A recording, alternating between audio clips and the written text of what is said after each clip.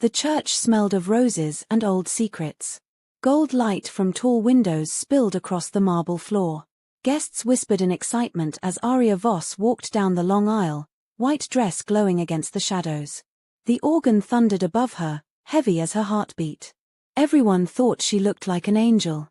Inside, she felt like a prisoner. Her mother stood near the front pew, eyes sharp and bright with pride. Smile, her lips shaped silently. For the Empire. Aria smiled because she had been trained to. But her fingers shook around the bouquet. Every petal felt like a blade. At the altar stood Cassian D'Amato, the man she was being forced to marry. Tall, dark-eyed, calm as carved stone. Power wrapped around him like a coat.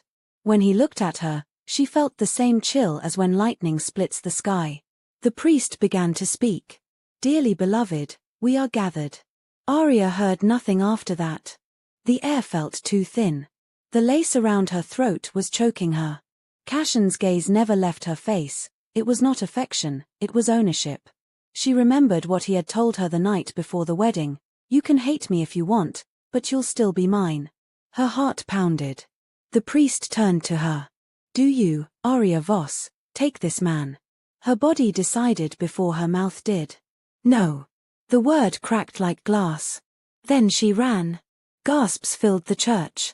The organ stumbled to silence. Lace tore as she lifted her skirt and bolted down the aisle. Voices shouted her name. Someone called, stop her, but she was already at the doors. The heavy wood slammed open. Sunlight hit her face like fire. Outside, Palermo roared to life. Cars honked, pigeons scattered, and people stared as a bride in torn white sprinted barefoot through the street. Her veil caught the wind like a sail.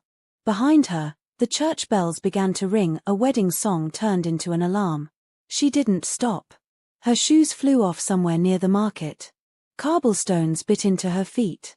Vendors yelled as she pushed through stalls of fruit and fish. The city smelled of salt and smoke. Someone grabbed her arm. She spun, ready to fight, but it was Luca Moreau, grease-stained shirt, familiar eyes filled with panic and love. Aria, God, you actually did it. She could hardly breathe. We have to go. Now. He pulled her into a narrow alley, hiding her behind hanging laundry. Are you sure about this? He asked. Once we run, there's no turning back. I wasn't living before, she said. I was being sold. He looked at her the way no one else ever had, like she was a person, not a promise. Then let's disappear. They moved fast through the back streets, keeping to the shadows. Aria tore off the veil and stuffed it in a trash bin. Cassian will come after us, she whispered. Let him try. Luca smiled, but it was nervous. I know every street in this city. He's rich, not invisible. They reached his old motorcycle behind a row of shuttered shops. Aria climbed on, her heart racing as the engine coughed to life. Wind rushed against her face as they sped toward the harbor. Freedom tasted like smoke and salt. The harbor shimmered in the afternoon sun. Ferries waited, white against the deep blue water. People shouted, loading luggage and crates. The smell of diesel mixed with sea air. Luca parked behind a row of trucks and killed the engine. Tickets? Aria asked. He pulled 2 slips of paper from his jacket. Bought them yesterday. Ferry to Marseille. After that, new names, new lives. For a moment, she almost believed it. We'll be free. As free as 2 ghosts can be, he said with a grin. But the smile didn't reach his eyes. Aria followed his gaze to the street. A black car had parked across from the docks, windows tinted dark. Her stomach turned to ice. Luca, she whispered, don't look, but someone's watching us. He glanced anyway. Damn. We'll move with the crowd. Just walk. They joined the line of passengers heading toward the ferry ramp. Aria kept her head low. The sea wind tugged at her torn dress, but she didn't care. Each step felt like one closer to breathing again. Then her phone vibrated in her pocket. Unknown number. Her throat tightened. She shouldn't answer, but her thumb moved on its own. Message. Did you really think I'd lose what's mine? Her knees almost buckled. Luca saw her face pale. What is it? Cassian, she whispered. He knows. Luca swore under his breath. Delete it. Don't let him inside your head. But the screen lit up again. Another message. You look beautiful when you run. A chill raced down her spine. She shoved the phone into her bag. He's playing with me. Then we play back, Luca said. He took her hand, strong and steady. We just have to reach that ferry. They were 5 steps from the boarding gate when the black car door opened. A tall man in a dark suit stepped out. Not Cassian, but one of his guards. The same sharp haircut, the same expressionless face. Keep walking, Luca muttered. They moved faster. The line shuffled forward. Arya could see the ramp now, could hear the low hum of the engines. The guard raised a phone to his ear. A signal. Luca pushed her ahead. Run. They broke into a sprint. People shouted as Arya's skirt tangled around her legs. The ferry horn blared, long and low. She reached for Luca's hand and then the gunshot came. The sound was louder than the sea. Luca fell to his knees. Blood bloomed on his shoulder. Go, he gasped. No. She dropped beside him, pressing her hands over the wound. Please, get up. Footsteps echoed on the concrete. Arya turned. Cassian D'Amato was walking toward them, black suit immaculate, expression calm as if he had all the time in the world. His men flanked him like shadows. People scattered, pretending not to see. Fear made everyone blind. Stop. Arya shouted. He's hurt. Call someone. No one moved. Cassian stopped a few feet away. The wind ruffled his hair, but his eyes stayed cold and steady on her. You should have stayed where you belonged. You killed him, she screamed. Cassian tilted his head. Not yet. That depends on you. Luca groaned, trying to stand. Cassian nodded at his men. Take him. No. Arya lunged forward, but one of the guards grabbed her arm. She fought like a wild thing, nails scratching skin, kicking, twisting. Cassian watched, fascinated. You think you can own me, she spat. I don't think, he said softly. I know. He crouched beside her, ignoring the chaos. You ran because you thought freedom was out there. He gestured toward the open sea. But freedom doesn't exist for people like us. You were born in a cage. I only gave it walls you can't see. Then I'll break them, she whispered. He smiled, almost gently. I'd like to see you try. The guard dragged Luca toward the car. Arya screamed his name until her voice cracked. Cassian stood, buttoned his jacket, and gave a quiet order. Bring her. Arya kicked and shouted as they forced her into the black car. Cassian slid in beside her, calm as ever. The door shut with a soft click, the sound of a trap closing. Outside the window, the sea kept glittering like nothing had happened. For a long moment, neither of them spoke. The car rolled through the city, engines humming, the streets sliding past in gold and dust. Arya's breath came fast and uneven. Cassian's presence filled the space like heat. Why, she finally whispered. Why not let me go? Cassian turned his head. Because you belong where I can see you. I'm not yours. He studied her face, almost curious. Every woman says that before she learns the truth. She met his gaze. You'll never own me. Then stop looking at me like you already do. The words cut through her anger. She turned away, fists clenched in her lap. The car sped on, past the market, past the cathedral where the bells still rang, past the life she'd tried to choose. Outside, the city looked endless. Inside, it felt smaller than a cage. Cassian leaned back, watching her reflection in the tinted glass. You ran well, Arya. I almost didn't catch you. I wasn't running from you, she said. I was running toward something better. He smiled faintly. There's nothing better than me. You'll see. She faced him then, eyes bright with hate. I'd rather die. He nodded once, not offended. Most people do before they understand me. The driver turned up a winding road toward the hills. The air changed, quieter, heavier. At the top stood the D'Amato mansion, pale stone glowing under the evening sun. Arya's breath caught. She had heard of this place, a fortress pretending to be a home. The gates opened without a sound. Cassian spoke softly, almost kindly. "Welcome home, Arya." She stared out the window as the gates closed behind them, sealing the world away. Inside her chest, hope flickered once, then went dark. The ride to the mansion was silent except for the hum of the engine and the sound of Arya's heartbeat in her ears. The air inside the car was heavy, thick with tension and the faint smell of gunpowder. She sat pressed against the door, her hands clenched in her lap, her wedding dress torn and streaked with dirt. Cassian sat beside her, calm, his eyes fixed on the passing city lights. When the car stopped at the mansion gates, Arya tried to steady her breathing. The gates opened with a low metallic groan, and the car rolled forward into a courtyard large enough to hold her entire childhood home. Marble fountains glimmered under the moonlight, and guards in dark suits stood like statues along the walls. The car came to a stop. Cassian stepped out first. "Get her out," he said softly.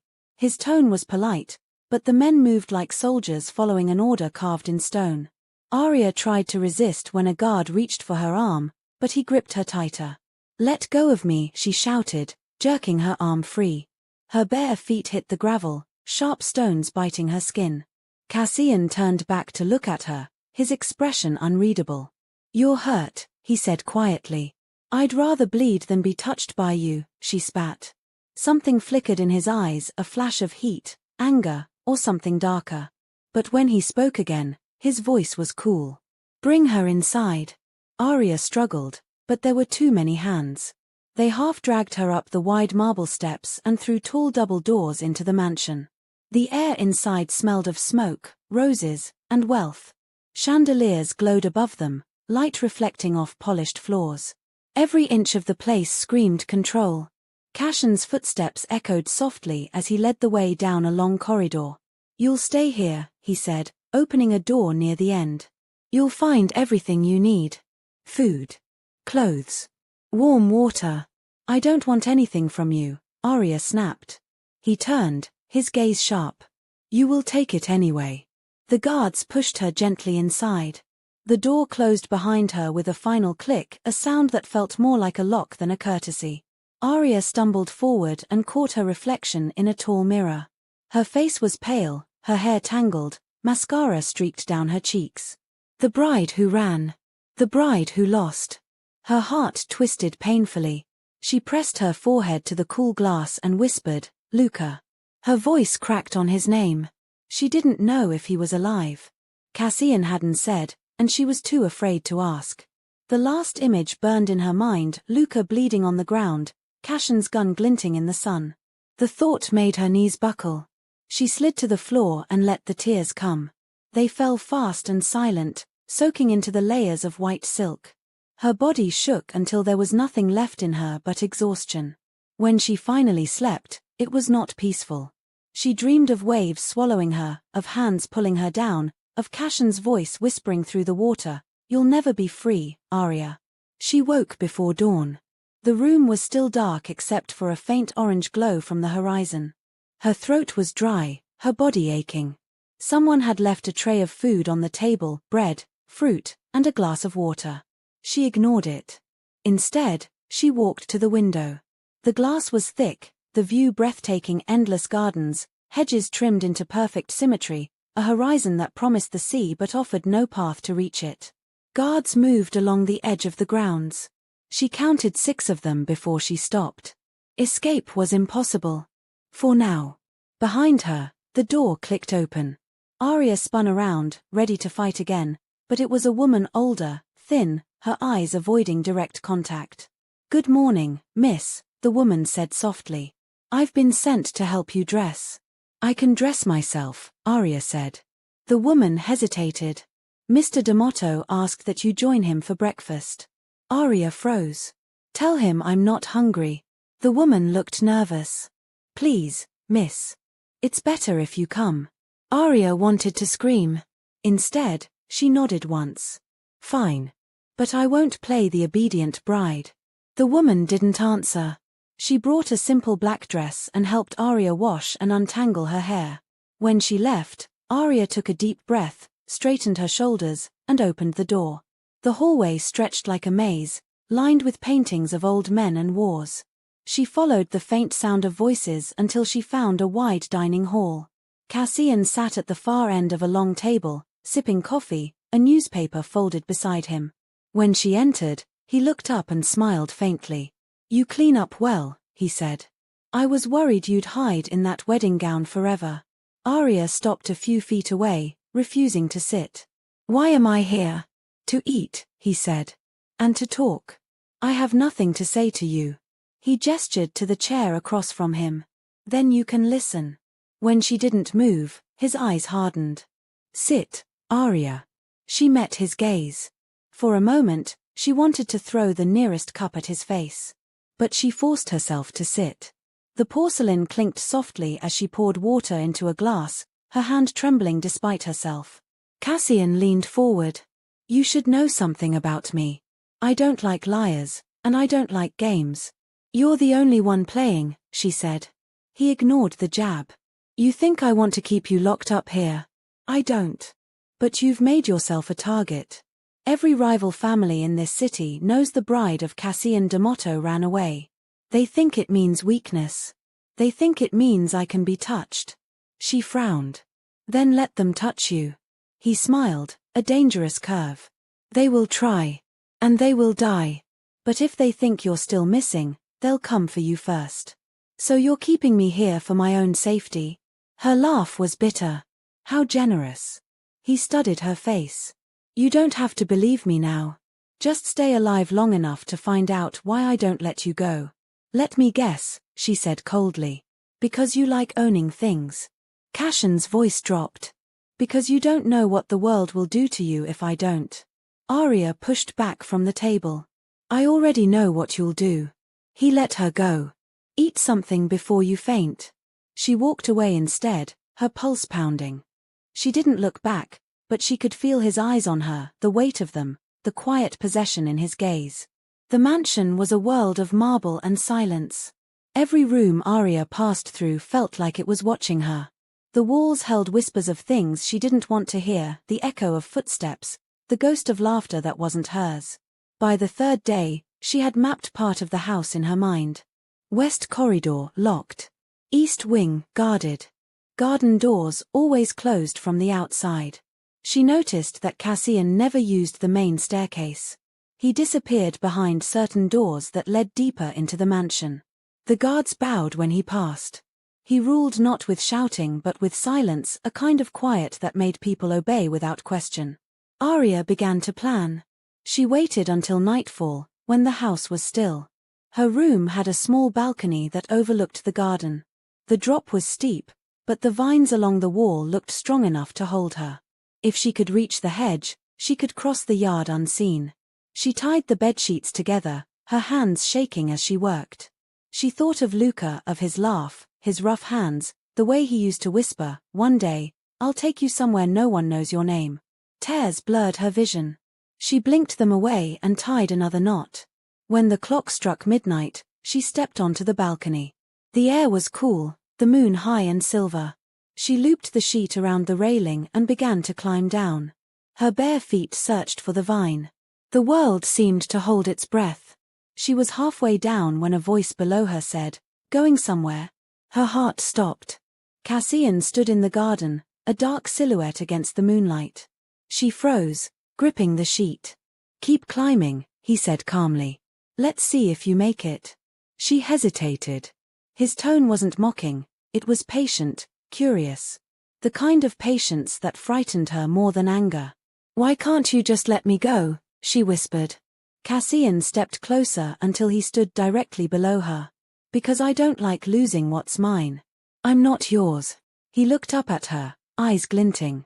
"Then stop running like you are." Her grip slipped slightly. "You think you can trap me here forever?" "No," he said softly. "Only until you stop pretending you hate me more than you hate the world." His words hit her like a slap. "You're insane." "Maybe," he said. "But I'm the only one keeping you alive." She glared down at him. "Alive isn't the same as free." He took a slow breath, the sound almost a sigh. "Then prove me wrong." She hesitated again. If she jumped, she'd break her leg. If she climbed back up, she'd lose. In the end, she did neither. She untied the sheet, dropped it, and stared down at him with trembling fury. "You'll regret this," she said. He smiled faintly. "Probably." She stormed back inside, slamming the balcony door behind her. Cassian stood in the garden for a long time afterward, his hands in his pockets, watching the light in her window flicker.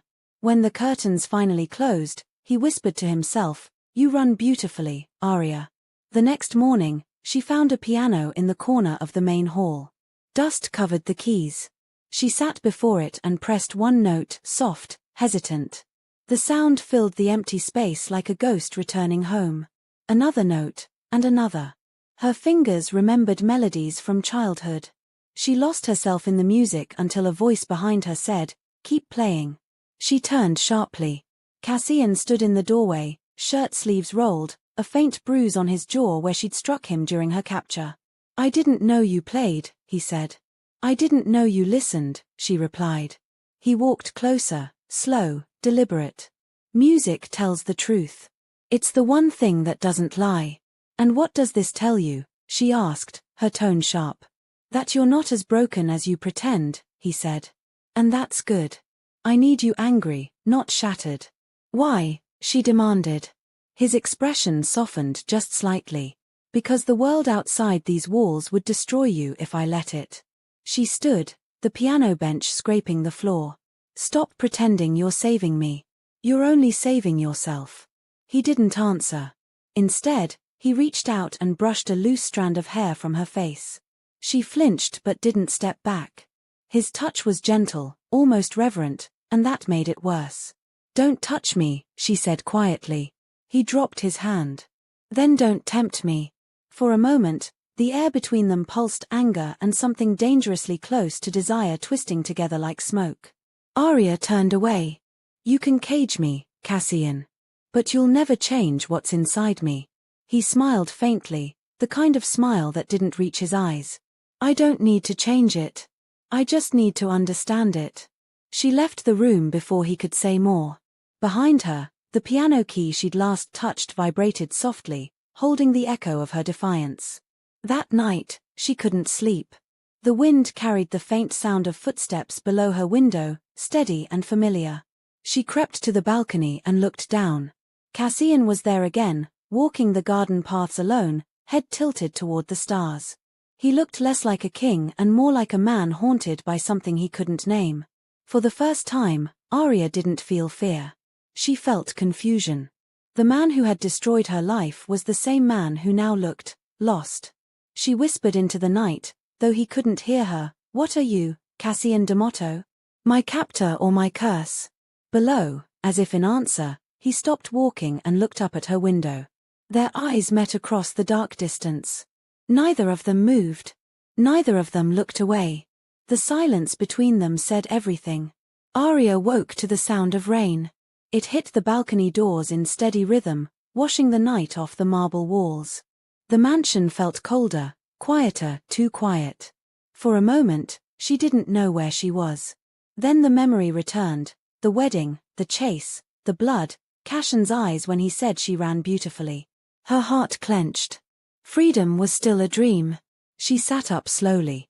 Someone had left a tray of food on the table again, eggs, bread, coffee. She ignored it. Her appetite had drowned with Luca at the port. Instead, she walked to the mirror and stared at the stranger staring back at her. The woman's face was pale, eyes bruised with sleeplessness. Her once bright hair clung damply to her neck. A maid entered quietly, holding a towel. Arya recognized her, the same one who had dressed her days before. The woman's name, she had learned, was Mara. "Good morning, miss," Mara said softly. Her voice trembled a little, like she wasn't supposed to speak at all. Arya gave a small nod. "You can drop the miss, I'm not anyone's lady here." Mara hesitated, glancing at the door before whispering, "He doesn't like it when you refuse respect." "He doesn't deserve it," Arya said flatly. Mara looked down. "Then you'll need to be careful." That made Arya look up sharply. "Careful?" "There are eyes everywhere," Mara said. "Walls that listen. And people who enjoy reporting what they hear." "Why are you telling me this?" Arya asked. The maid's hands trembled as she placed the towel on the chair. Because I don't want to see another woman disappear. Arya's stomach twisted. Disappear? Mara nodded once, fear flickering in her eyes. You're not the first woman brought here. And then, as if she had already said too much, she turned and left, closing the door softly behind her. Arya stood frozen, the words echoing in her mind. Not the first. She wrapped her arms around herself. For the first time, she realized how large the mansion really was, how many rooms could hide the ghosts of women who came before her. She spent the rest of the morning exploring, careful to avoid the guards. The mansion stretched endlessly, corridors lined with portraits, libraries with tall windows, staircases leading into darkness. Every sound made her tense, the creak of wood, the whisper of wind under the doors, the faint ring of Cassion's footsteps somewhere she couldn't see. Near the end of the west wing, she found a locked room. She pressed her ear against the door. Nothing. But the keyhole was cold, and she felt something beyond it, a pulse of air, faint, like the room itself was breathing. Later that night, she dreamed again.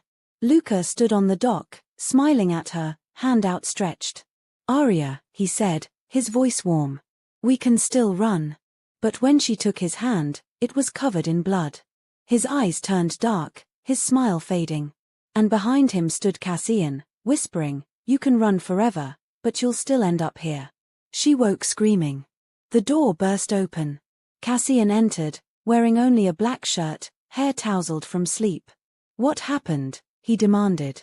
Get out, she shouted, pulling the sheets to her chest. He didn't move. You were screaming my name. Her face burned. It was a nightmare. About me, he said. Everything's about you, she hissed. Even the things I wish weren't. For a moment, Cassian said nothing. He stood in the doorway, watching her like he was trying to decide whether to comfort her or cage her again. Then his tone softened, almost gentle. Nightmares end, Arya. You just have to wake up. Some dreams don't, she whispered. Some turn into men like you. Cassian's jaw clenched, but he didn't reply. He turned, leaving the door open behind him. The echo of his footsteps faded down the hall. Arya pressed her palms against her eyes, willing herself not to cry. But she couldn't stop shaking. That night, she made another silent promise. If she couldn't escape the cage, she'd learn how to break the lock. The next evening, Mara returned to her room holding a black dress wrapped in silk. He's invited you to dinner, she said quietly.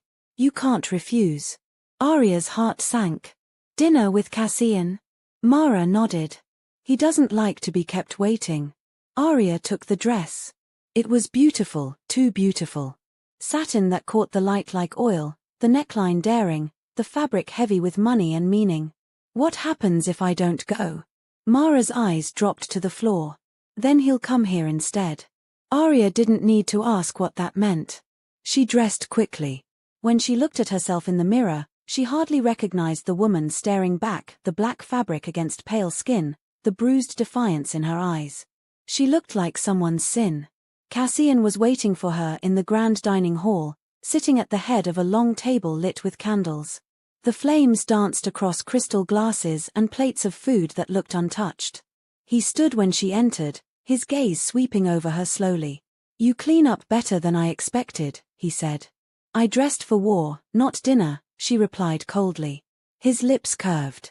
Then it should be an interesting meal. He gestured for her to sit. She hesitated before taking the chair at the far end, refusing the one closer to him. Servants poured wine, then vanished silently, leaving them alone. Cassian leaned back in his chair. You've been exploring my house. I don't like being trapped, she said. And yet you keep finding the locked doors, he replied. Curious habit for someone who claims not to care. Arya met his eyes. Curious that a man like you thinks he can keep secrets in a house full of ghosts. He raised a brow. Ghosts? I heard what your servant said, she said. About the women before me. Cassian's face hardened, the calm mask cracking for just a second. You shouldn't listen to servants. They talk to fill the silence. And what do you do to fill yours? She asked. Steal brides. His mouth twitched into a faint, dangerous smile. Only the ones who look good running. Arya pushed her plate away. This isn't dinner. This is a game. Everything's a game, he said. You just don't know the rules yet. Then tell me, she said, leaning forward. Tell me why I'm really here. Cassian studied her face for a long moment before answering. Because I need you alive. That's not an answer. It's the only one you'll get, he said. For now. She stood. Then I'm done. He didn't stop her as she turned to leave, but his voice followed her to the door. You'll come back tomorrow. Why would I? She snapped. Because you hate me, he said softly. And hate always finds its way back to what created it. Arya froze, her hand on the doorknob. For a moment, she wanted to throw the nearest glass at his face. Instead, she forced herself to keep walking. The next morning, she woke to find a single black rose on her bedside table. No note. No signature. Just the rose, its petals glistening like ink. She threw it into the fireplace. But that night, she found another on her pillow. And another the next day, tucked inside a book she'd been reading. By the third one, she stopped throwing them away. She left the last rose on the windowsill, its petals curling under the heat of the afternoon sun. Mara noticed. He's testing you, she warned. Let him test me, Arya said. He'll regret it. That evening, Cassian sent for her again. This time, the dinner table was smaller, more intimate. The room smelled of rain and firewood. He poured the wine himself, his sleeves rolled up, his tie loosened. You've been busy, he said. The guards say you almost found the East Corridor. I wasn't hiding, she said. I was looking for the truth. And what truth is that? The one about who you really are. He laughed quietly. You think there's a man under the monster? I think you're afraid there isn't, she replied. He studied her. You talk like someone who thinks she's in control. I don't think, she said, meeting his gaze. I know. For the first time, Cassian didn't smile. He leaned forward slowly, elbows on the table, voice low. You should be careful, Arya. You're getting too good at sounding like me. She held his gaze. Maybe that's what scares you. For a moment, silence hung heavy between them, thick with something electric and unspoken. Then Cassian rose, walked to her side of the table, and set his hands on the back of her chair. You're not my prisoner, he said quietly. You're the only thing keeping me human. She turned her head slightly, her pulse racing. Then you're worse off than I thought.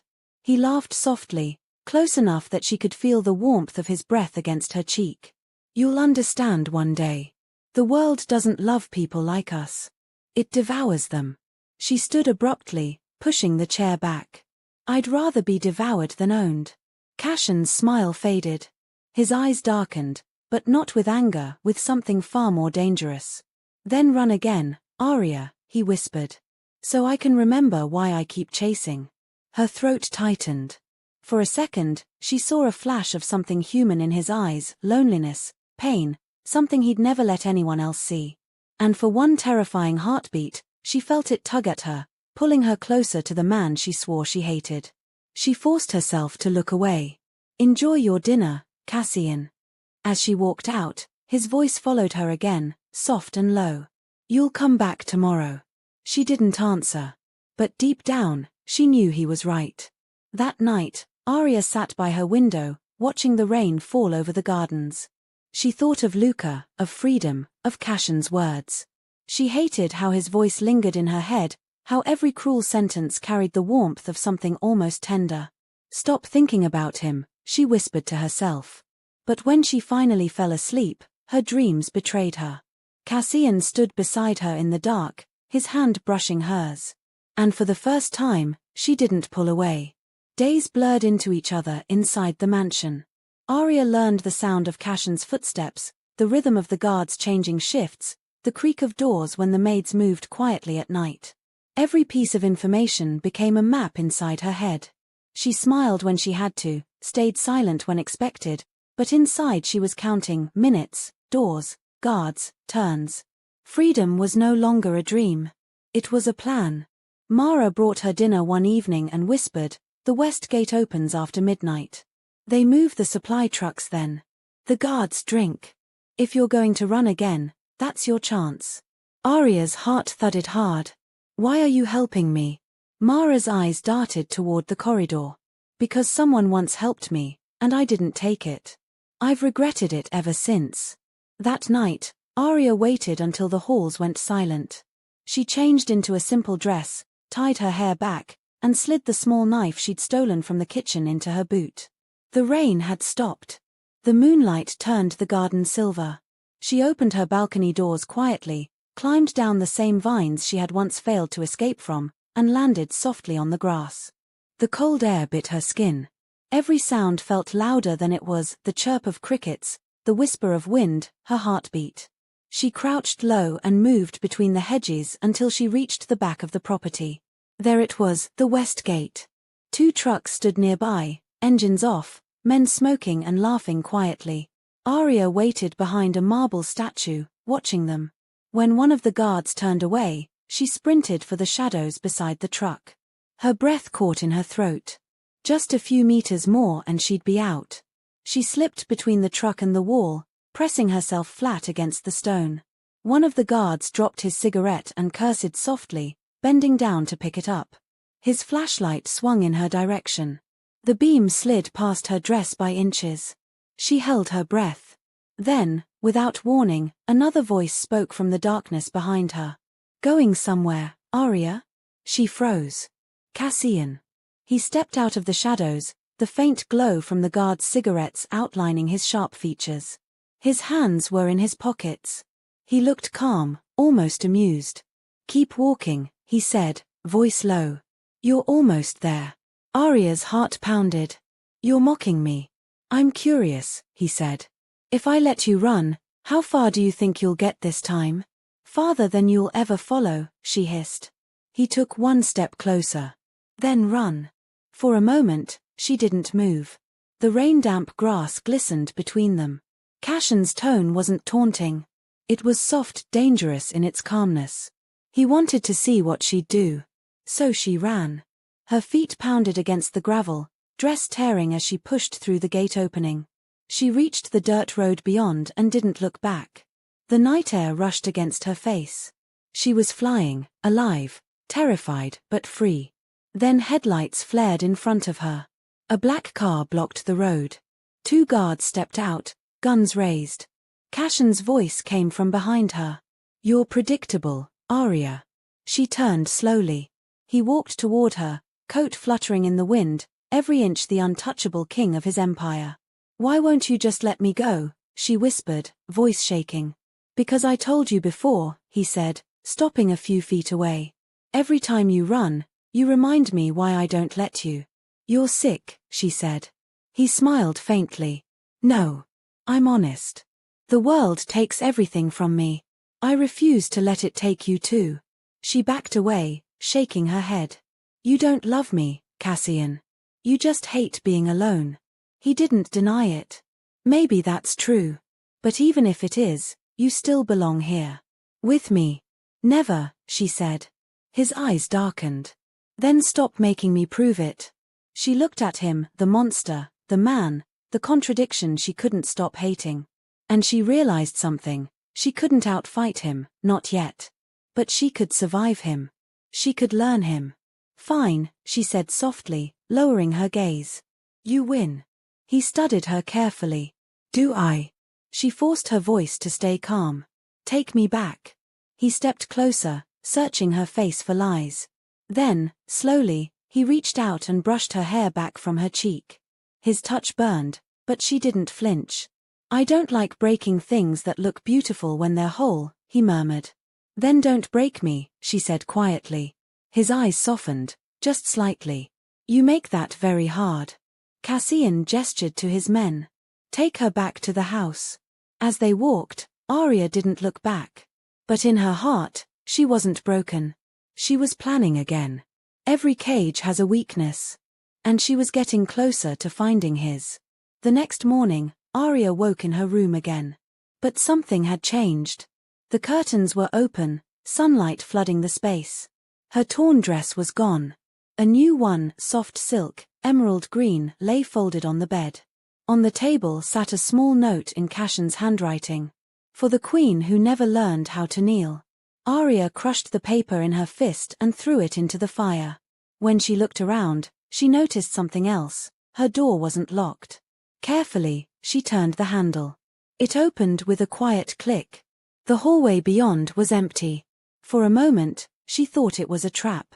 But curiosity pushed her forward. She walked through the corridor, down the stairs, into the vast central hall. The mansion no longer felt like a prison, it felt like a test. She wandered until she reached the music room. The grand piano still sat beneath the tall windows, untouched since the night she'd played. She hesitated, then sat down and pressed a key. The note rang out, clear and lonely. From behind her came a voice. "I was wondering when you'd start playing again." Arya turned. Cassian stood by the door, watching her. "You left the door unlocked," she said. "I told you I'm not keeping you prisoner," he replied. "You stay because you want to." She laughed bitterly. "You think this is choice?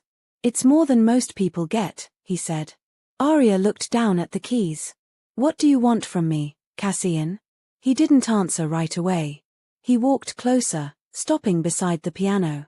"I want you to stop pretending that you're not like me." "I'm nothing like you," she snapped. He smiled faintly. "Aren't you? You lie, you fight, you plan. You've learned my rules faster than anyone else ever has." "That's survival," she said. "Not imitation." "Call it what you like," he said, sitting beside her.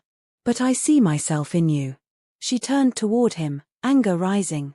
"Then maybe that's your punishment." He chuckled softly, the sound low and warm. "Maybe it is." For a moment, neither spoke.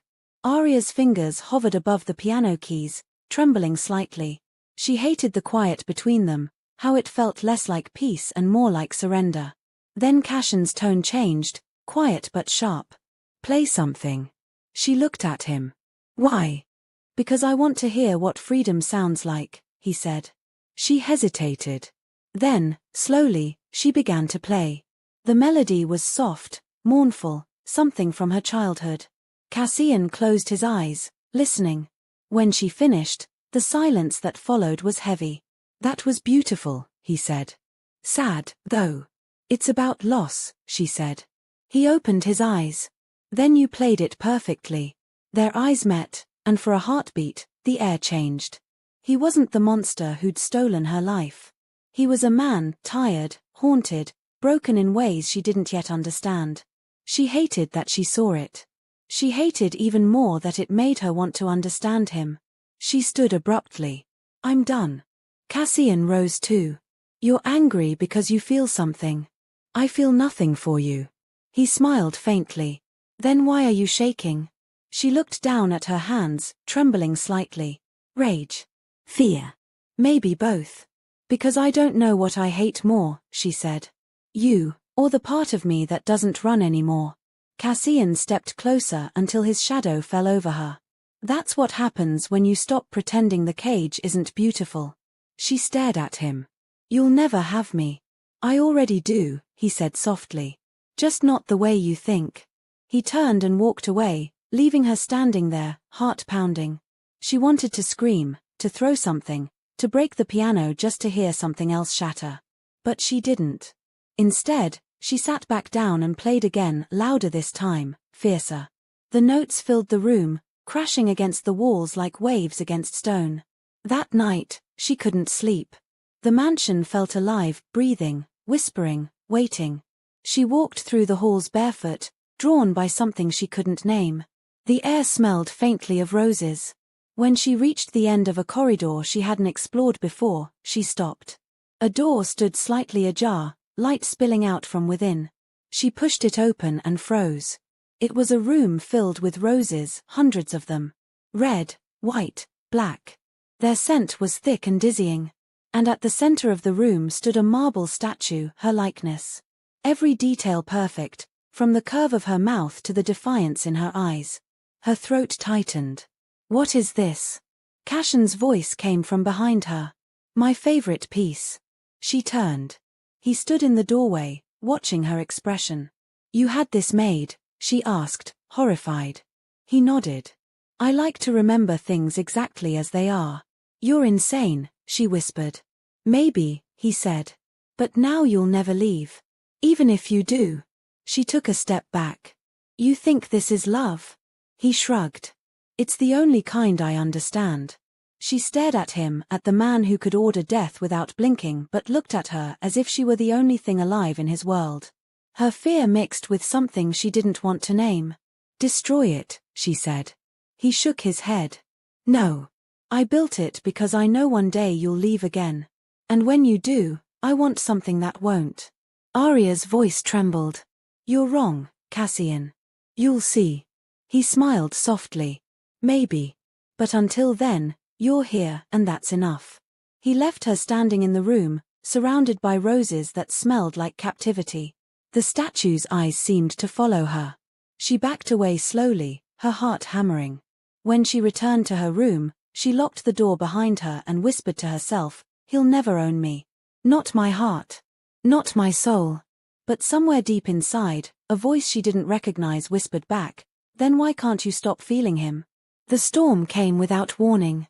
By afternoon, the sky had turned black, clouds rolling over the sea like an army. The air buzzed with tension. Guards moved faster in the corridors, whispering into earpieces, their eyes sharper than usual. Something was coming, Arya could feel it. She stood by her window, watching lightning split the horizon. In the reflection of the glass, she saw Cassian enter the room. His shirt sleeves were rolled up, his collar open. He looked like a man built out of control, one wrong word, and he'd break. You're pacing, he said quietly. You always do that when you're nervous. I'm not nervous, she replied, keeping her eyes on the storm. He walked closer. You should be. There's a meeting tonight. The council isn't pleased. The council? She asked, turning to face him. What do they want? They want me weak, he said. And you've made me look that way. Her chest tightened. So this is my fault now?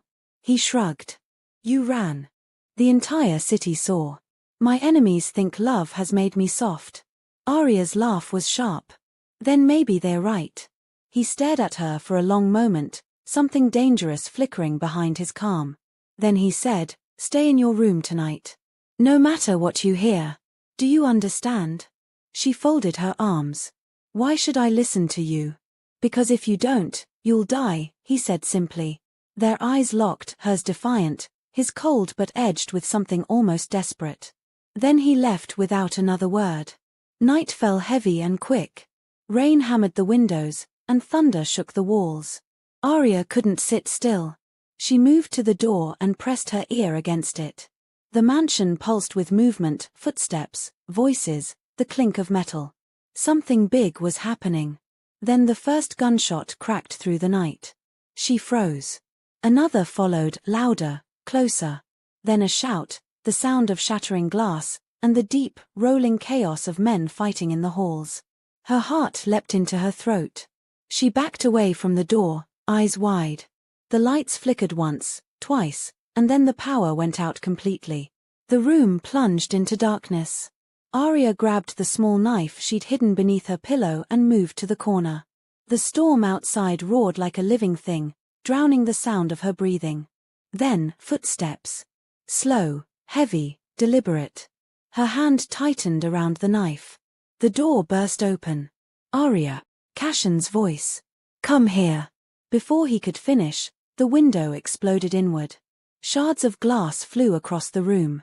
Arya screamed as a masked man climbed through the opening, gun raised. Cassian fired first.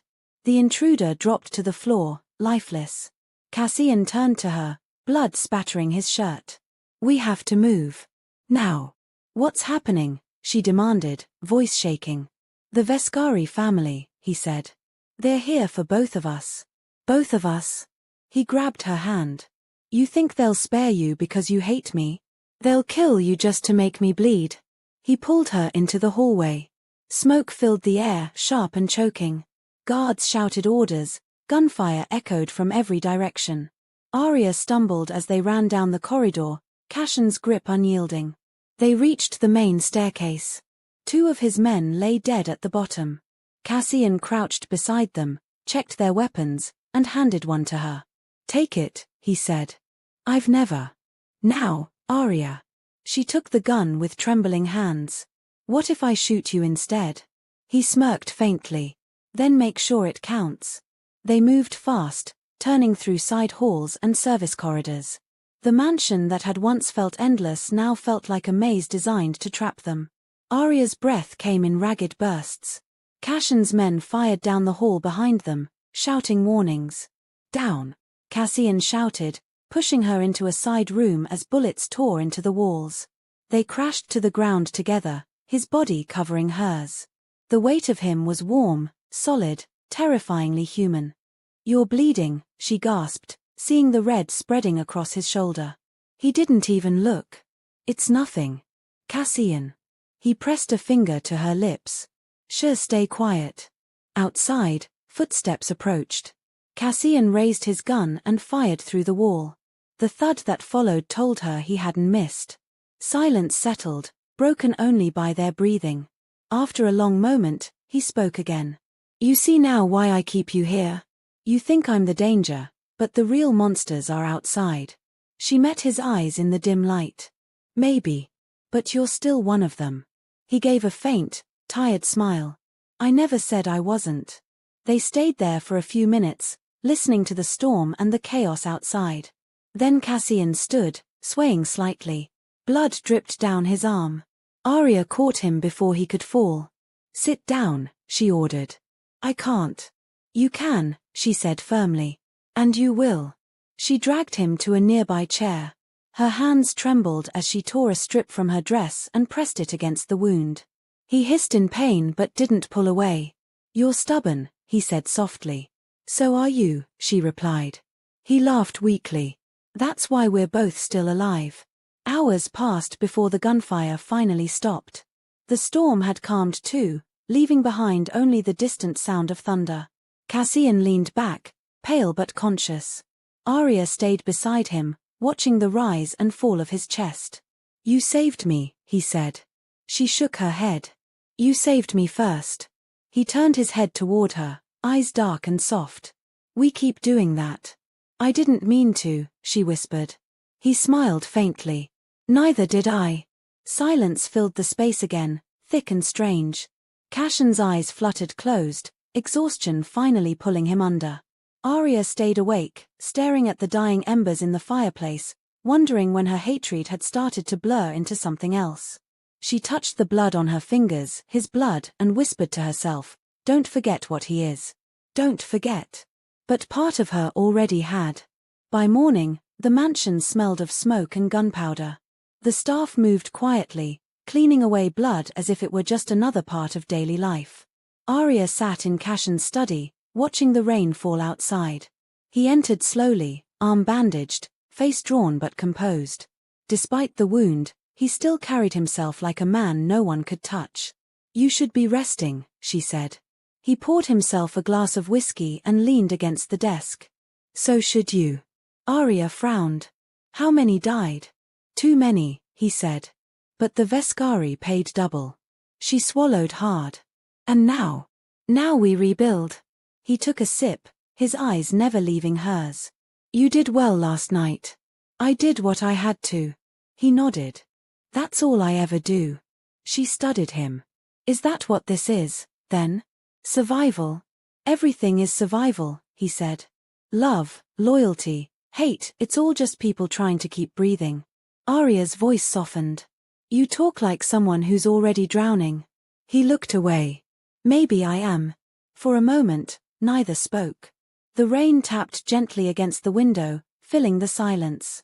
Then Cassian said, I need to tell you something. What? Luca's alive. The words hit her like a knife. She stared at him, her pulse hammering. Don't lie to me. I'm not, he said. He's alive. I had him taken, not killed. Her breath caught. Why? To protect you, he said simply. Her eyes burned. You don't protect me, Cassian. You destroy everything I love. He took a slow step closer. If I wanted to destroy him, I would have. But I didn't. Where is he? She demanded. I can't tell you. She pushed him hard. You can't keep doing this. His hand shot out, grabbing her wrist. Arya, listen to me. No, she shouted, pulling free. You can't keep playing God with people's lives. He exhaled slowly. You think I enjoy this? You think I wanted any of it? You had a choice. So did you, he said.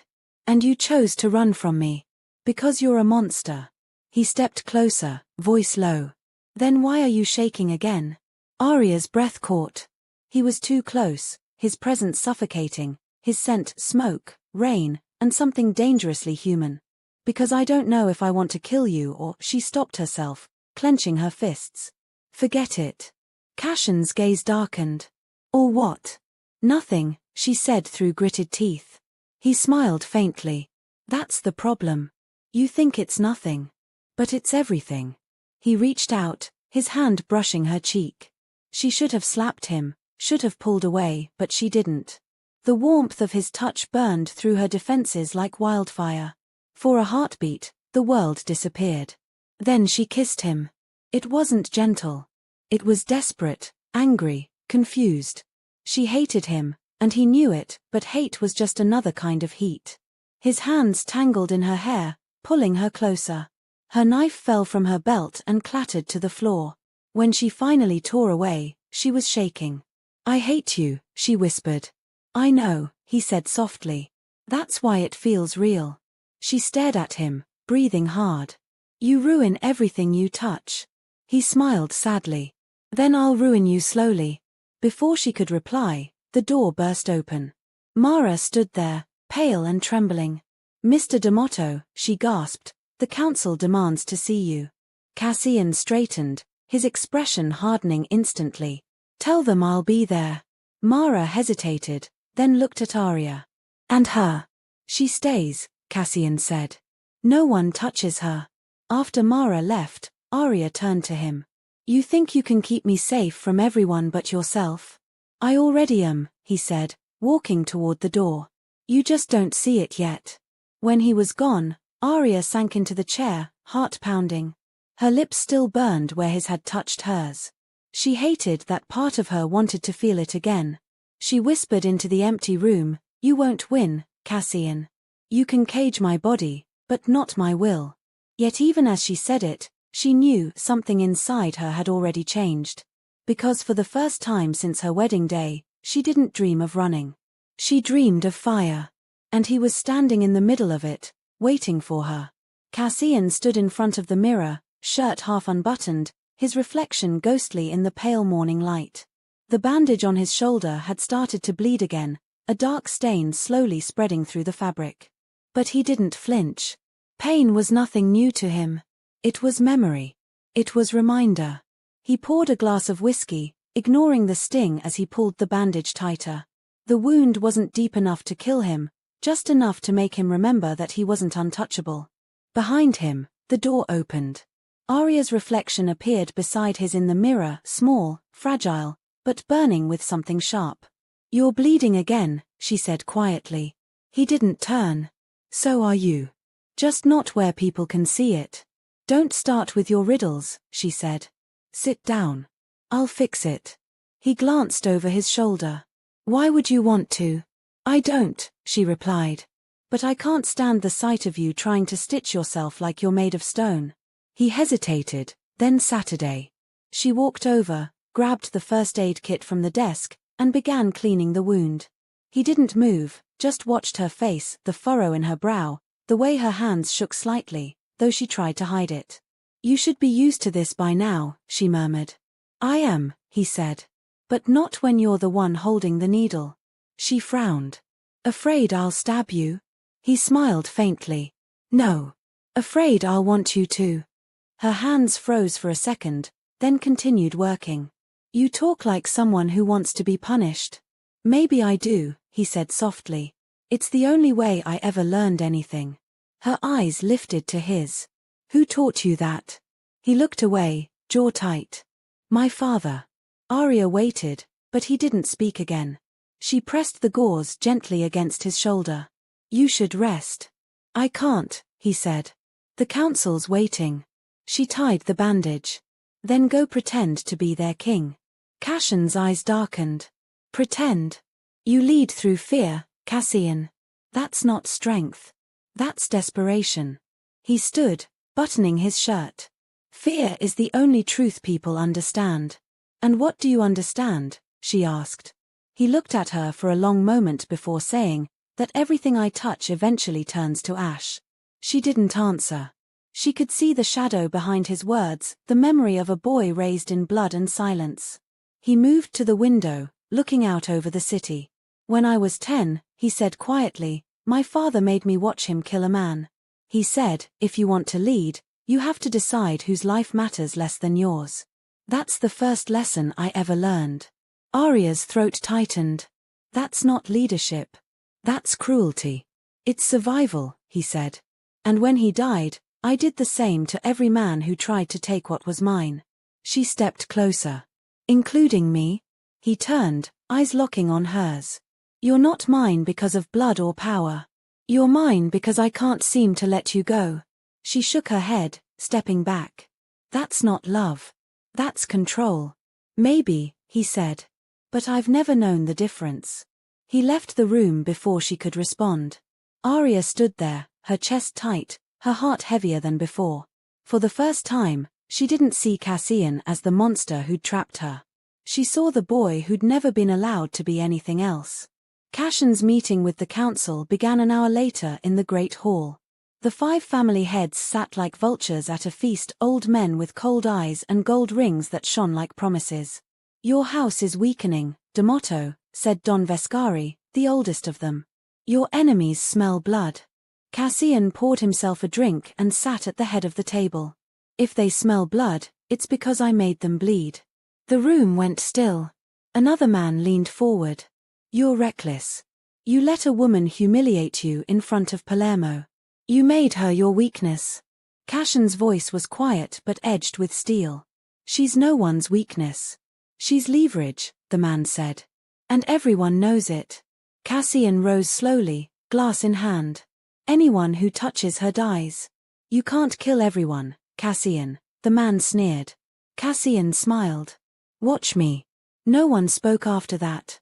When he finally left the meeting, the hall felt suffocating. He stepped into the garden, loosening his tie, and breathed in the cold air. He looked up at the mansion's balcony, her balcony, and felt something in his chest twist. He didn't know if he wanted to burn the world to protect her, or burn her just to feel something again. That night, Arya found him sitting alone in the library, the room lit only by the fire. He didn't look up as she entered. You survived your council, she said. Congratulations. They talk too much, he said. You killed one of them, didn't you? He smiled faintly. No. But I wanted to. She sat across from him. Why do you tell me these things? Because you're the only one who listens. Maybe I shouldn't. He looked at her then, really looked. Then why do you keep coming back?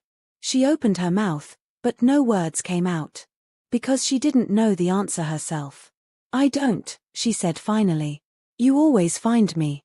Maybe that's the same thing, he murmured. They sat in silence for a long time, the fire crackling between them. Somewhere deep inside, something fragile was shifting, something neither of them knew how to stop. The following morning, the house felt too quiet. The aftermath of the attack had left the staff on edge, but there was something else in the air, a strange stillness, like the calm before another storm.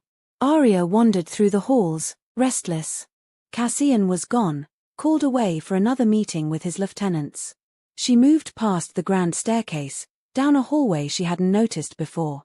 The air grew colder as she walked, the walls narrower, the light dimmer. At the end of the hall stood a door, slightly ajar. She hesitated.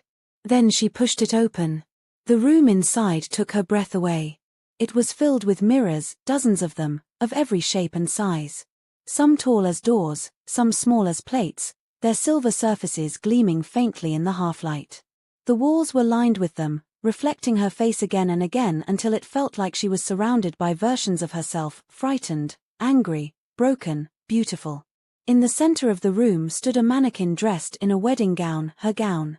Clean, repaired, perfect.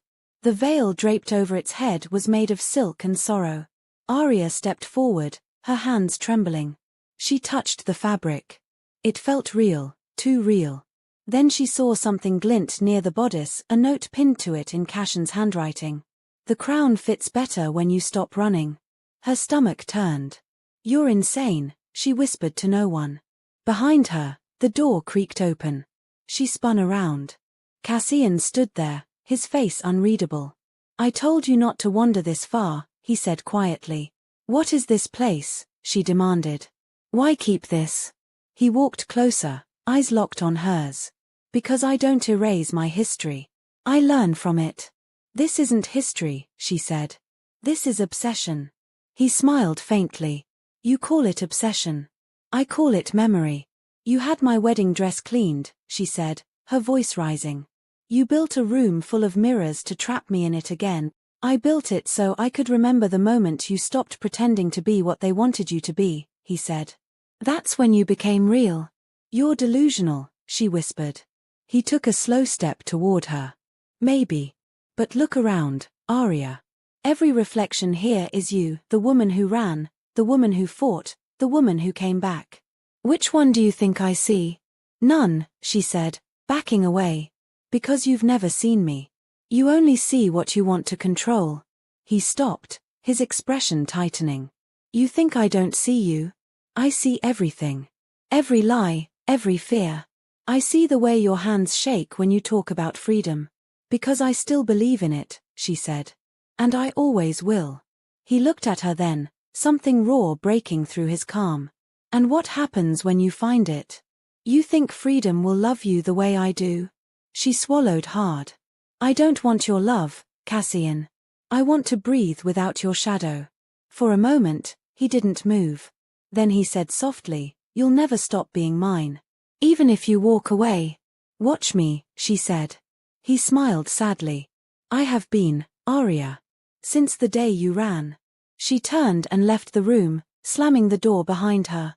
But as she walked down the hall, she felt the weight of all those reflections pressing against her back, hundreds of versions of herself staring after her, whispering the same silent question. Which one of us will survive him? That night, she couldn't sleep. Every time she closed her eyes, she saw the mirrors, the dress, the note. She saw Cashin's face in the glass, watching her from every angle. The mansion no longer felt like a cage. It felt like a reflection, one she could no longer escape. She sat at her window until dawn, watching the light rise over the sea. Her heart ached with something she didn't want to name. Hate was easier. Hate was safe.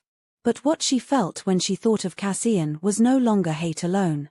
It was something far more dangerous. And she knew, as the sun broke over Palermo, that something between them had crossed a line that could never be uncrossed. Arya spent the next few days in a haze of silence. She kept to herself, drifting through the mansion's endless halls like a ghost. Cassian was gone most days, handling whatever bloody work the council demanded of him. When he returned, he never said where he'd been. He would simply appear in her doorway late at night, watching her for a moment before leaving again without a word. It was worse than anger. It was limbo. Then one evening, Mara slipped into Arya's room, her face pale and her voice trembling. No, Arya, I need to tell you something. But you have to promise you'll act normal if anyone comes." Arya's heart immediately raced. "What is it?" Mara glanced over her shoulder before whispering, "Luca. He's alive." The world stopped moving. "What did you say?" "I heard 2 guards talking near the north garage. They mentioned him by name, Luca Moreau. They said he's being held somewhere outside the city. Cassian ordered it." Arya's breath caught.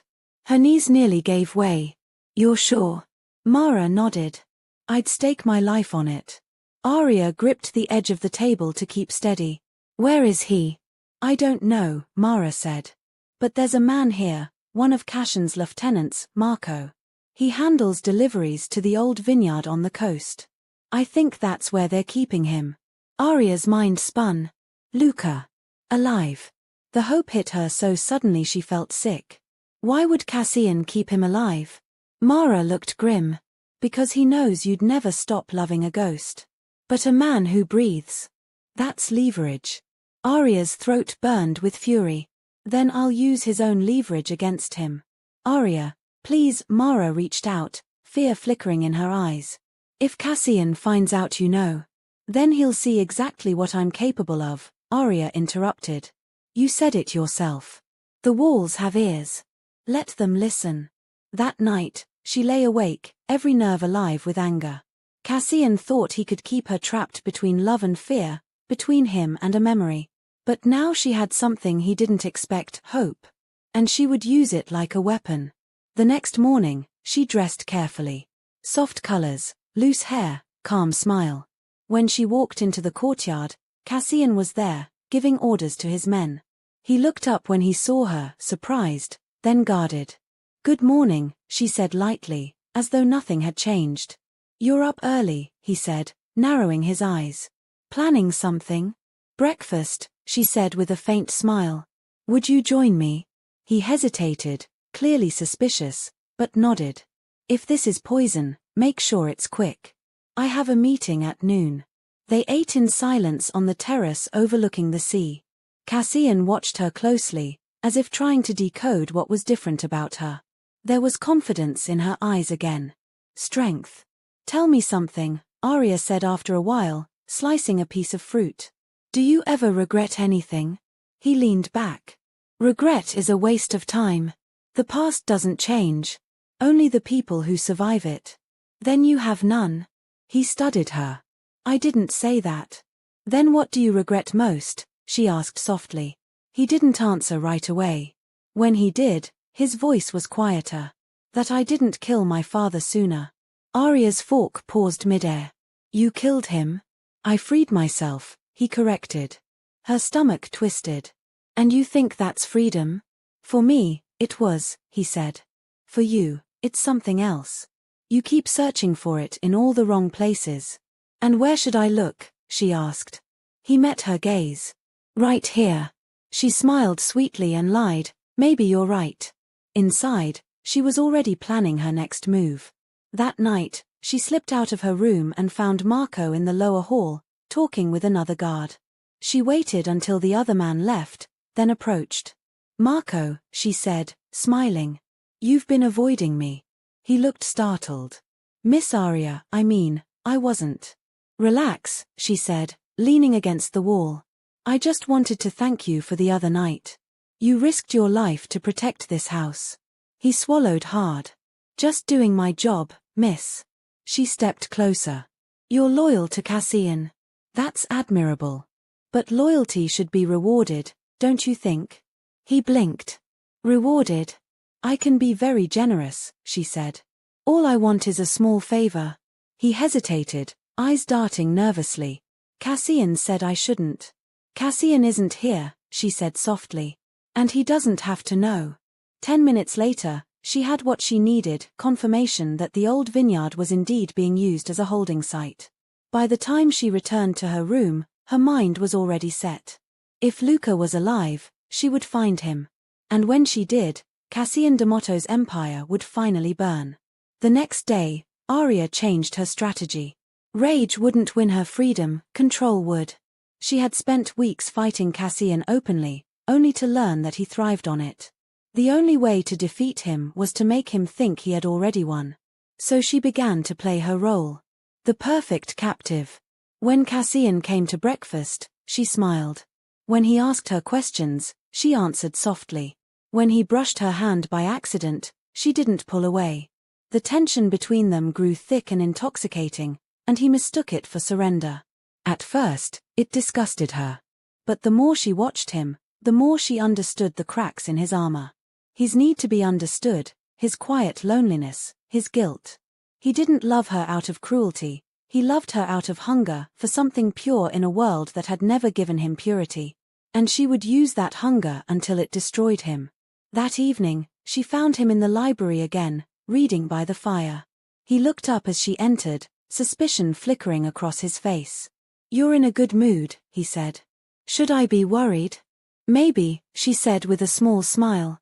Or maybe you should enjoy it. He closed the book slowly. What are you doing, Arya? Trying something different, she said, walking toward him. You told me once to stop fighting what I can't escape. I did. So I stopped. He watched her carefully, like a man trying to tell if the flame in front of him would warm him or burn him alive. "You're lying," he said finally. She leaned against the desk, close enough that he could smell the faint perfume on her skin. "Then why can't you look away?" His jaw tightened. "Because you're dangerous. Only to men who think they're gods." He rose from the chair, stepping closer. "You think I'm a god?" "I think you want to be," she whispered. "But even gods can bleed." His hand reached up, almost involuntarily, brushing her cheek. She let him. "What are you trying to do to me?" he asked. "Whatever you've been trying to do to me," she said. For a heartbeat, everything stilled. Then he kissed her. It wasn't like before. This time, it was slow, heavy with years of anger and longing. His hand cupped the back of her neck, pulling her closer. For one dangerous moment, she let herself respond. She tasted smoke, salt, and something she would never admit she wanted. Then she broke away. "Enough," she whispered. Cassian stared at her, breathing hard. "You started it." "Maybe," she said, straightening her dress. "But you're the one who always finishes things with blood." He smiled darkly. "You're learning." She turned toward the door, her heart pounding. "Good night, Cassian." "Arya," he called after her. "Whatever you're planning, don't." She looked back over her shoulder. "You should know by now," she said softly, "that telling me not to do something only guarantees that I will." When she returned to her room, her reflection in the mirror startled her. She looked alive for the first time in months, not because of love, but because of purpose. The vineyard. Luca. Revenge. Every step closer to Cassian was one step closer to his destruction. Over the next few days, she continued the act. She joined Cassian for dinners, listened when he spoke about his empire, even played piano while he read beside her. Each moment softened him, disarmed him, made him believe she was surrendering. But every time she smiled, she imagined the day she would see his face when he realized what she had done. One night, while Cassian was out meeting the council, Arya found her chance. Marco slipped a small envelope under her door, a map of the vineyard grounds and the guard rotation. She thanked him silently and burned the paper after memorizing every detail. She waited until past midnight. Then she changed into dark clothes, slipped her knife into her pocket, and crept through the halls. The guards were fewer now. Cassian trusted her too much. By the time she reached the outer wall, her pulse was steady. She climbed over and landed in the tall grass beyond. The night was warm, the air heavy with salt from the sea. For the first time in what felt like forever, she felt in control. The drive to the vineyard was long, but she stayed hidden in the back of a delivery truck leaving the estate. When the vehicle finally stopped, she slipped out quietly. The vineyard lay in ruins, overgrown vines twisting over broken fences and rotting barrels. The moonlight bathed everything in silver. She moved quietly, listening for voices. Then she heard it, a low groan, faint but human. Her heart nearly stopped. She followed the sound to a small stone building at the back of the property. Inside, chained to a chair, was Luca. He looked thinner, weaker, but alive. When he lifted his head and saw her, disbelief flashed across his face. "Arya?" She fell to her knees beside him, tears spilling before she could stop them. "It's me. I'm here." "God, I thought I was dreaming," he whispered. "I thought he killed you." "He almost did," she said, working at the chains. "But I'm done letting him win." "Arya, it's not safe," he said weakly. "He'll find you." "He won't," she said. "Not this time." When the last shackle came loose, Luca pulled her into his arms. For the first time in months, she felt the weight of something pure love, not twisted by fear or power. But behind that warmth, dread began to creep in. Because if she'd learned anything about Cassian D'Amato, it was that he was always 2 steps ahead. As she led Luca out of the building, a shadow moved at the edge of the vineyard. Cassian stood there, watching. No words, no anger, just the quiet fury of a man who had expected this all along. Arya froze. Luca's hand tightened on hers. Cassian's voice, calm and low, cut through the night. "I told you, Arya. Don't." The night air was thick with the scent of rain and soil. The vines swayed gently in the breeze, their leaves whispering secrets to the darkness. Arya stood frozen, Luca's trembling hand locked in hers, and Cassion's figure emerged from the shadows like a ghost who had never left her mind. His white shirt clung to him, rain tracing thin rivers down his face. He looked calm, too calm, and that scared her more than his rage ever could. "I warned you not to do this," Cassian said quietly, his voice almost lost to the wind. Arya's breath caught. "You lied to me," she said. "You told me he was gone." "I told you what you needed to believe," he replied. "I kept him alive because killing him would have destroyed you. But now," his eyes flicked to Luca, sharp as a blade. "Now you've proven me right." Luca stepped forward, his body weak but his voice fierce. "You don't get to decide what destroys her, you monster." Cassian tilted his head slightly, studying him with detached amusement. "Ah, the mechanic. The boy who thought love could outdrive a bullet. You're still alive because I allowed it." Arya moved between them. "Stop it. Both of you." Cassion's gaze softened when it fell on her. "You shouldn't have come here, Arya. You made me into something I never wanted to be." She laughed bitterly. "You were already that long before I met you." For a moment, silence reigned, thick, electric. Then Cassian sighed and took a step closer. "Come back with me," he said. "We can fix this." "There's nothing left to fix," she said. "It's over." He smiled faintly.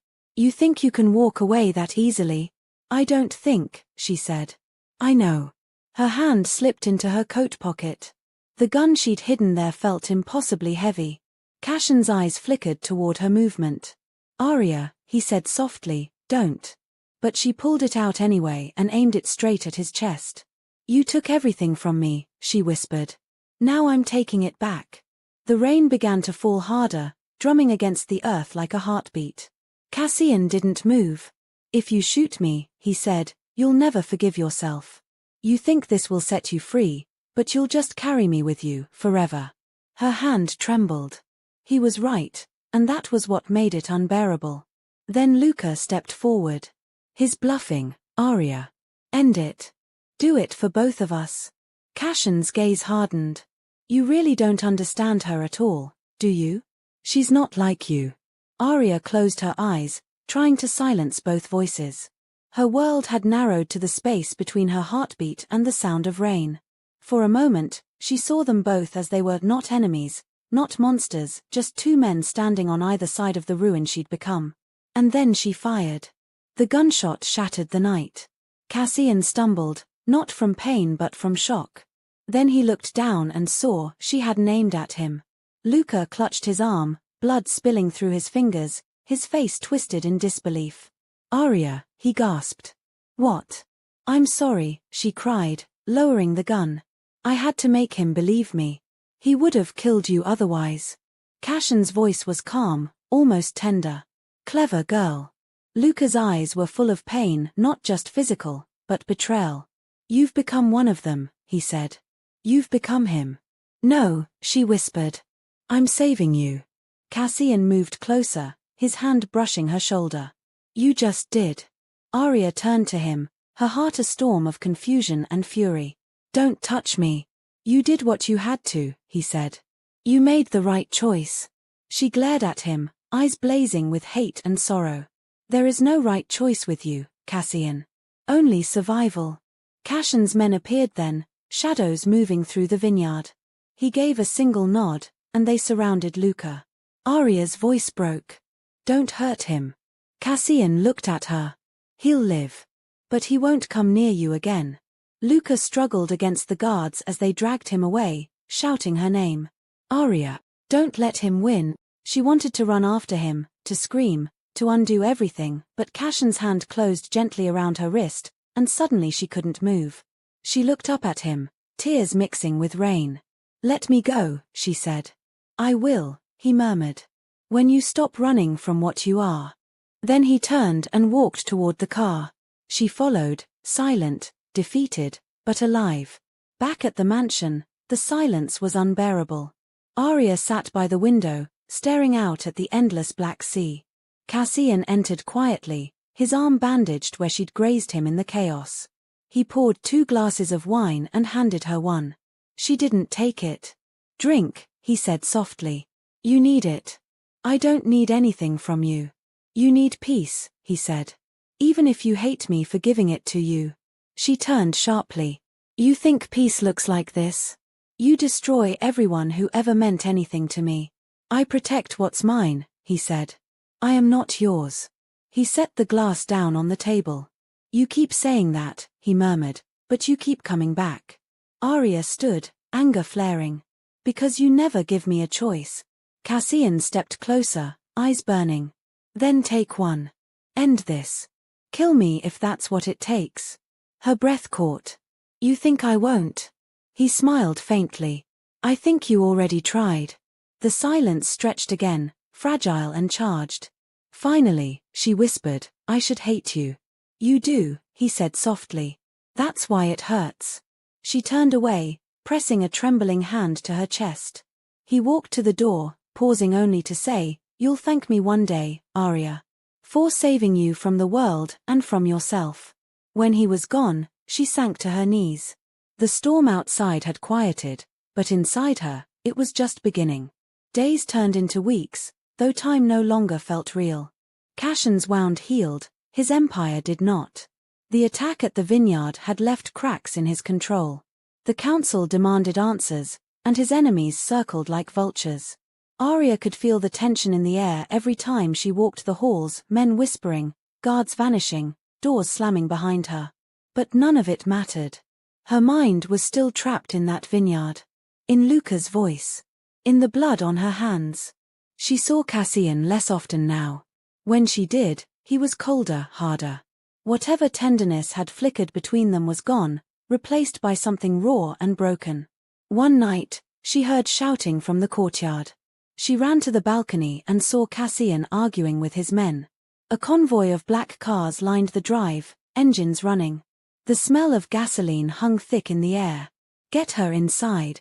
Cassian barked, his voice cutting through the chaos. What's happening? She demanded as two guards approached. He turned, eyes wild. The council made their move. They want me dead and they'll use you to do it.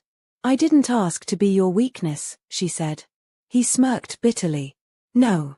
You just became it. Without another word, he grabbed her hand and pulled her through the halls. Explosions rumbled in the distance. The mansion trembled. The war had begun. They reached the garage, but before they could get in the car, another blast ripped through the east wing. The shockwave threw them both to the ground. Smoke filled the air. Cassian coughed, pulling her to her feet. Come on. They stumbled toward the docks behind the estate, the same place where everything had started. The sea raged beneath the cliffs, lightning flashing overhead. When they reached the edge, Cassian stopped. His men were gone, his empire burning behind him. Only the two of them remained. Arya turned to him. This is it, isn't it? He nodded slowly. One last choice. She took a step back. No more choices, Cassian. No more lies. He looked at her, eyes softening. You're right. Just truth. He reached into his coat and pulled out a small pistol, the one she had once held against him.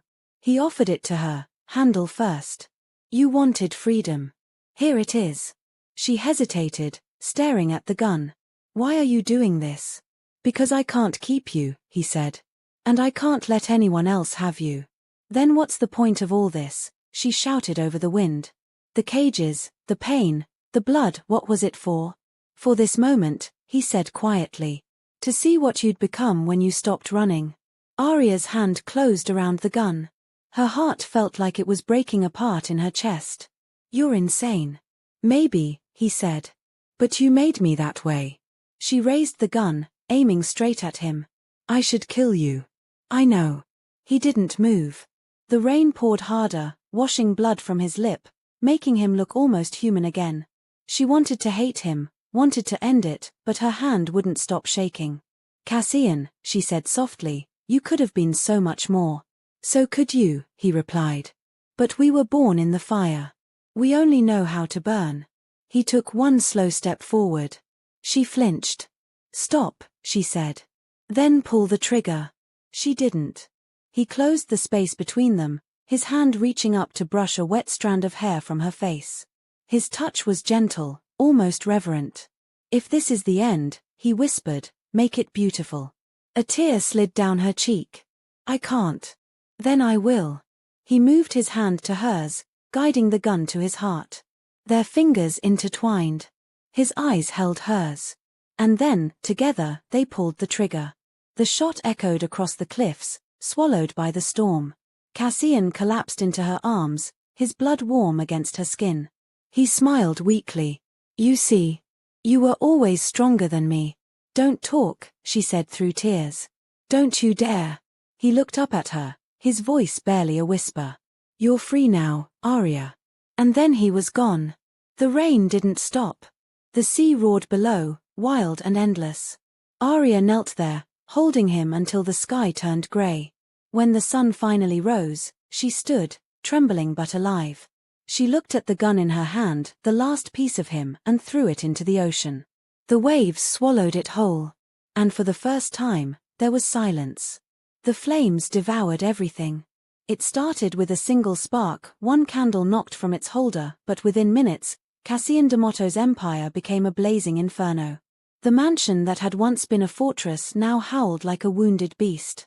The windows burst under the heat, and the walls groaned, collapsing inward as if the house itself wanted to die. Arya stood in the center of it all, soaked in rain and sweat, the heat licking her skin. Her clothes clung to her, her hair plastered to her face.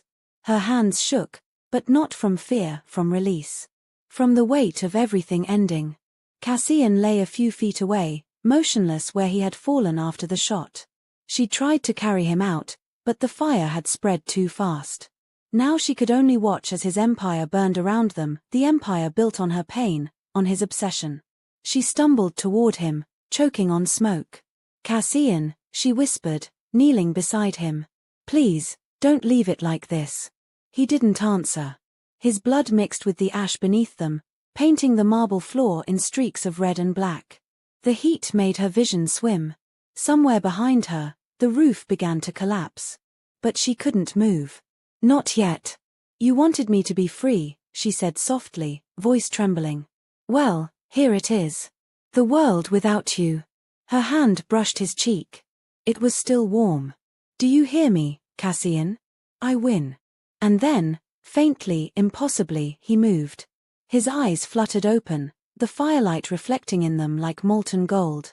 "No," he rasped, his voice barely audible. "We both lose." She gasped, backing away. How?" He tried to sit up, but pain pulled him down again. "You shot me, but you didn't aim for the heart."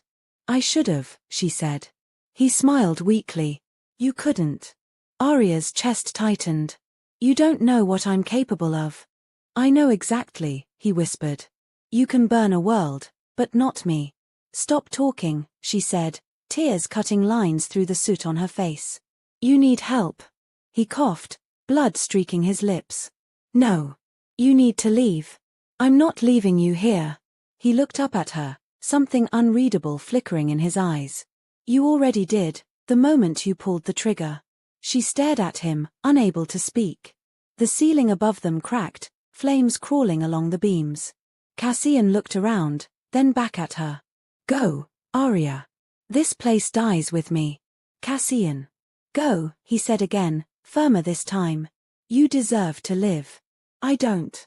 She shook her head violently. "No. I'm not leaving you to die in this." He smiled faintly. "You were never good at following orders." She clenched her fists, rage and heartbreak fighting inside her. "You don't get to decide how this ends." "Yes," he said softly. "I do." He reached into his pocket and pulled out a small silver lighter, the one he always carried. He flicked it once, letting the flame dance between them. "I built this empire on fire," he murmured. "Seems right to die in it." "Don't," she whispered. He pressed the lighter into her hand. "Take it. So you remember that even monsters can love something." Her tears blurred everything. "Cassian, please." He leaned forward slightly, pain etched into every movement. "Arya," he said, his voice a whisper through the smoke. "You burned me perfectly." Before she could answer, a beam snapped above them. Cassian pushed her away just as it crashed down between them, splitting the room in two. Fire exploded upward, blinding her. When she blinked again, he was gone, swallowed by the flames. "Cassian," she screamed, trying to reach him, but the fire roared louder, forcing her back. She stumbled toward the door, coughing violently. The mansion was collapsing around her. She ran through the halls, the same ones that had once felt endless, now reduced to a maze of burning ruin. Memories flashed in every corner, their fights, their kisses, the lies, the truths. By the time she burst through the front doors into the rain, the fire behind her had become a sun. The storm poured down, hissing as it met the flames. She turned one last time, watching everything they'd built and broken disappear into smoke. Her body trembled. She didn't know if it was grief or relief, maybe both. Cassian D'Amato, the man who had taken her life apart piece by piece, was gone. And in his place, only ashes remained. She dropped to her knees in the mud, clutching the silver lighter in her hand. The flames reflected in its metal surface, dancing like ghosts. Somewhere deep inside, she thought she heard his voice, low and calm, the way he used to say her name when no one else could hear. "You'll thank me one day, Arya." But she didn't feel thankful. She felt hollow. The fire burned for hours. By dawn, nothing was left but smoke. And silence. 6 months later, the Mediterranean sun glowed warm over the port city of Marseille. The markets were loud, the sea smelled of salt and citrus, and the world felt alive again, everything Cassian's mansion had not been. Arya sat at a small cafe near the harbor, a wide-brimmed hat hiding her face. Her hands trembled slightly as she stirred her coffee. The air was full of laughter and voices, but her world was quiet. She had learned to live that way, quietly, invisibly, like a ghost among the living. She had a new name now, Elena Voss. The documents were perfect, forged by one of Cassian's old men who had defected before the fire. Her hair was shorter, darker, her accent softer. To anyone passing by, she was just another woman rebuilding her life. But at night, she still dreamed of fire. Of his eyes. Of the way he had smiled as the world collapsed around him. She tried to tell herself he was gone. She had seen the house burn to the ground. No one could have survived that.